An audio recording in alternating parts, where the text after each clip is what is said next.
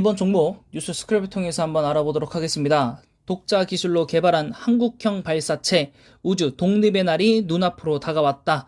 누리호 발사 D-3 긴급 좌담을 열었다. 자, 이제 진짜로 얼마 안 남았습니다. 10월 21일 날 누리호 발사이고요. 우주 독립의 날로 기록될 것이라고 한국항공우주연구위원장이 얘기를 했습니다. 자, 한국이 자체 개발한 첫 로켓 누리호가 발사 준비를 마치고 카운트다운을 기다리고 있다고 합니다.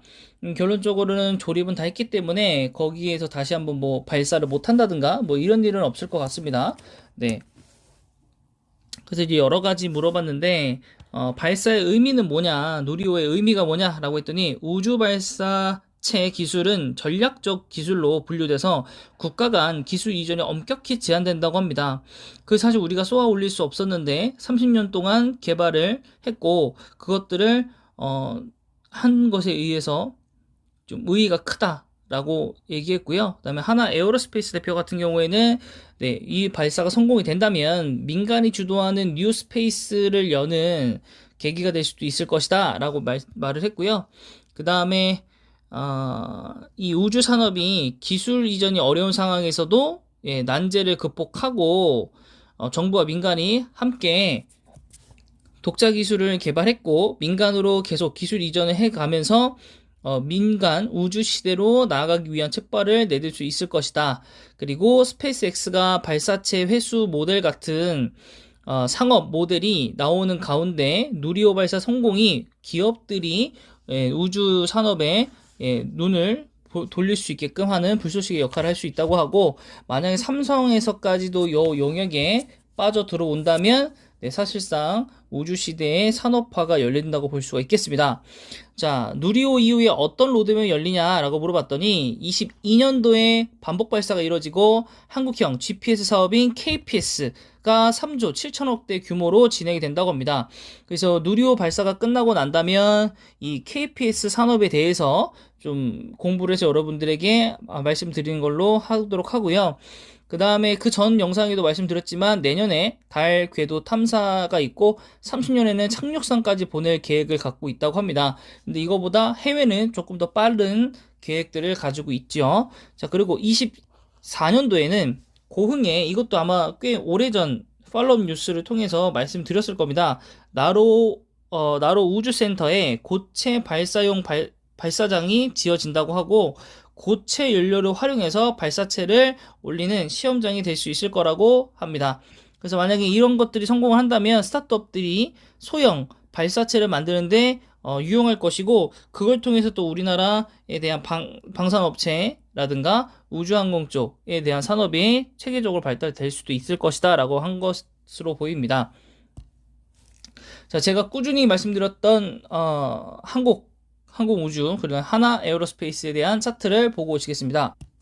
자, 한국항공우주입니다. 제가 꽤 지난 첫 영상부터 7월달부터 제가 말씀을 드렸고, 주봉만 잠깐 먼저 보고 오시면 제가 거의 6일쯤 올렸으니까 거의 한 1주차, 2주차 때쯤이겠죠. 요때부터 제가 말씀을 드렸던 종목이고, 그때 뭐 샀다고 치더라도 지금 수익권은 맞거든요. 네. 그래서 아마 뭐 밑으로 내려오셨을 때 사신 분들도 있을 거고, 계속 꾸준히 제가 말씀드렸으니까 뭐 어느 영역에서 사신지 모르겠지만은 뭐 보통 요 구간에서 사신 분들은 지금 굉장히 수익이 얼마 들어갔든지 간에 기본적으로 5%에서 10% 이상은 지금 나셨을 거라고 보고 있고요. 네, 그쵸? 나고 있을 거라고 보고 있고, 그러면 결론적으로는 지금 요 라인까지는 제가 보고 있는 거거든요. 여기랑 여기. 네, 그러면 보통 지금 수익률이 15% 정도에서 20% 잡고 있는 거기 때문에 요걸 넘어간다고 하시면 여러분들 그날 뭐 내일이라든가 그 다음날 수요일쯤에 만약에 급등한다고 하더라도 너무 큰 욕심은 부리지 마시고 성공에 의의를 두지 마시고, 일단 성공에 좀 초점을 맞추신 분들 같은 경우 반매도를 진행을 하시고, 아닌 분 같은 경우에는 전량 매도를 하고 날아간다 하더라도 나중에 추가적인 조정을 받을 수 있기 때문에 그때 노려서 또 내년을 노리고 들어가는 게 맞다고 봅니다, 저는. 네, 그래서 주봉상으로 다시 한번 체크를 해드리면 지금 요 부근 35,800원 정도까지만 보고 있고요. 룸은 한 1,500원 아니죠. 1,800원. 네, 그 정도, 네, 벌려 있다고 생각하시면 좋을 것 같습니다. 그래서 뭐 5% 내지 6% 정도, 네, 더 오르면 사실 거의 매도 상황이라고 보고, 만약에 뭐 내일도 오르고 그 다음날 전날까지도 오른다고 하면 여기까지는 볼 수도 있겠죠. 한 37,000원 정도 선에서. 네, 그럼 거의, 한 20%? 지금 현 주가보다도 한 20% 정도, 20%도 아니죠. 15% 정도 더 오르는 거기 때문에, 네, 딱 목표 수익률은 20%, 25%, 최대치는 여기고, 조금 안정적인 거 원하신 분들은 15%에서 20% 사이가 오시면은, 예, 매도를 진행하시는 걸 추천해 드리겠습니다. 저 역시 투자를 진행을 했고, 지금 한국항공우주는 3%. 저는 3% 수익이거든요. 얼마 되지 않죠, 저는. 네, 좀 늦게 들어가서, 네, 돈이 없어가지고, 현금화를 하다 보니까 이제 막 들어가게 됐고, 3% 정도였고, 그 다음에, 여기서 이제 한 10% 정도 오른다고, 저도 한 13%, 그러니까 거의 15%, 저는 15%에 좀 초점을 맞추고 늦게 들어갔으니까, 요때 이제 전량 매도를 할 생각이고요. 네, 여러분들도 각자, 예, 생각을 좀 그려놓고, 네, 추가적으로 진행하시면 좋겠고, 월봉은 안 보여드리겠습니다. 월봉 의미가 없으니까 지금은. 그리고 이제 최근 외국인 기관 수급 상황인데, 이 전 페이지까지는 외국인들은 좀 많이 팔았습니다. 그리고 이 주간까지도 많이 팔았죠. 많이 팔았고, 근데 최저 보유를 찍고 나서 지금 계속 쭉 끌어올리고 있는 상황, 쭉 끌고 올리고 있는 상황입니다. 네, 그래서 결론적으로 여기서부터 이제 기간이 올리기 시작했고요. 네, 여기서 외국인은 기간 올리고 좀 다시 뺐지만 보합권으로 했기 때문에, 네, 그래서 올리고 여기도 이렇게 올리고 올렸지만 다시 한번 빼고, 그죠? 네, 올리고 빼고 뭐 올린 것들 다 해서 빼고 거의 지금 오른 게 없어요. 사실 크게, 그죠? 그 대신에 오른 건 별로 없지만 기간의 수급이라든가 외국인의 수급은 최근 4일간 몰려왔고 요 기간에도 좀 몰려 있다. 그죠? 네, 그래서 아직 더 올라갈 룸은 좀 열려 있는 것 같고, 네, 우리 조금 더, 네, 좀 기다려 봅시다. 조금만 기다려 보고 더 올라갈 수 있을 거라고 저는 판단이 됩니다. 네, 그래서 우리 내일 급등을 한번 노려봅시다. 원래는 이제 어제 1월자 뉴스로 많이 누리호에 대한 기사가 나와가지고 오늘 뭐 좀 많이 올라갈 거라고 생각을 했지만, 물론 실제 오늘 아침 장 초반가는 3.6% 상승해서 34,500원, 34,500원, 34,500원까지 올랐었습니다. 네, 근데 그게 쭉 빠져가지고, 예, 조금 아쉽기는 한데요.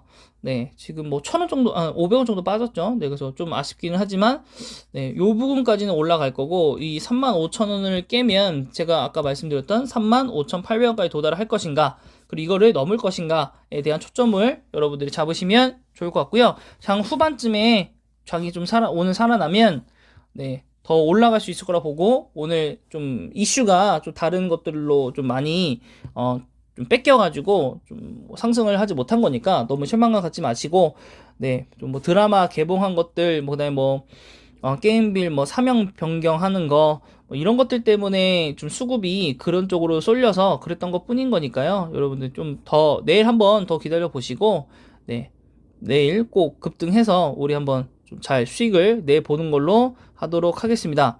네, 그럼 오늘 영상은 여기까지고요. 네, 영상이 마음에 드셨다면 구독과 좋아요. 끝난 줄 아시겠지만은 제가 한 종목을 설명 안 했더라고요. 네, 하나 에어로스페이스 좀 붙여서 설명을 해드리도록 하겠습니다. 네, 같이 연구 개발을 진행한 업체 중에 하나인데, 한국 에어로스페이스는 상승은 하지 못했습니다. 최근 4일 동안에.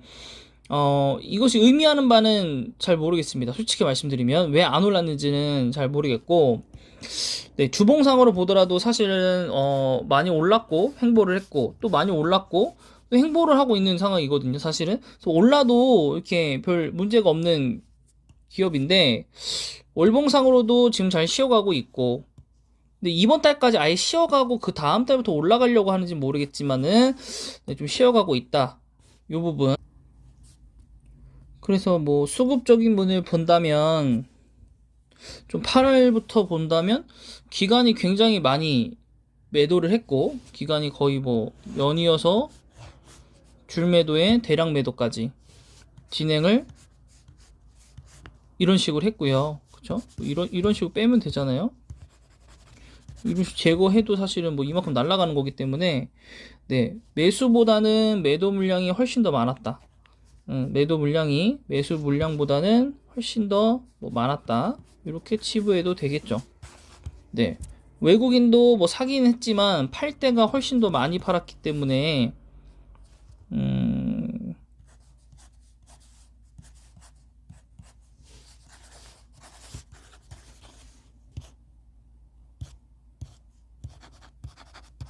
그쵸? 더 많이 팔았어요, 지금.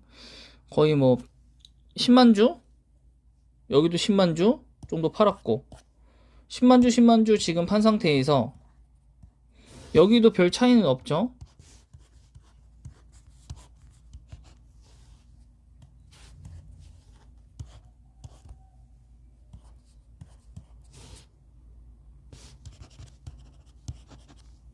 그럼 지금 여기도 지금 좀 대량 매도가 존재를 하고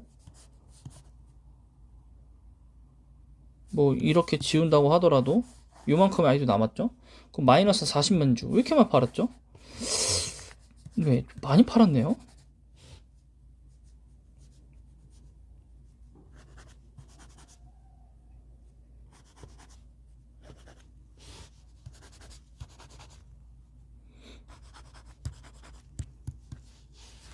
여기도 한 15만 주 넘게 한 20만 주 판 것 같고 그럼 전체적으로 한 마이너스 30, 마이너스 50, 마이너스 80만 주 정도를 지금 개인이 받아간 상태이고 두 달가량 이렇게 이어져 왔다는 거 수급 체계가 한 두 달 정도 요때 80만 주를 털어냈다라는 거 결론 요걸 가져갈 때 주가가 오를 수도 있다라는 거 좀 수급적인 면이 좀 꼬였습니다.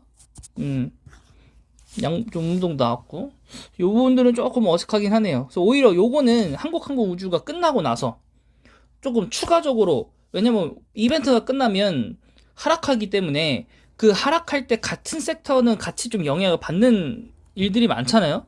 그래서 이게 만약 같이 내려간다면 그때 같이 좀 매수를 이걸로 오히려 갈아타는 게 낫지 않나. 제가 말씀드렸다시피 장기 종목으로 투자하는 게 좋기 때문에 여기는 요 라인을 보고 그냥 이벤트가 뭐 끝나고 이번 주에 끝나죠. 이번 주에 쭉 떨어지고 질 때 요때쯤 5만원 깨고 한 4만 한 8천원 정도 왔을 때 그때 좀 매수해 놓고 뭐 요구간까지 올라가는 거를 뭐 향후 이게 내년까지 생각을 한다면 네 주당 8천원이니까 좀 따뜻하지 않을까 좀 푸근하지 않을까라는 생각을 좀 해봅니다. 여기서 추가적으로 하나 에어로스페이스까지 여러분에게 설명을 드렸습니다. 일단 영상이 진짜로 마음에 드셨다면 구독과 좋아요 눌러주시면 감사하겠습니다.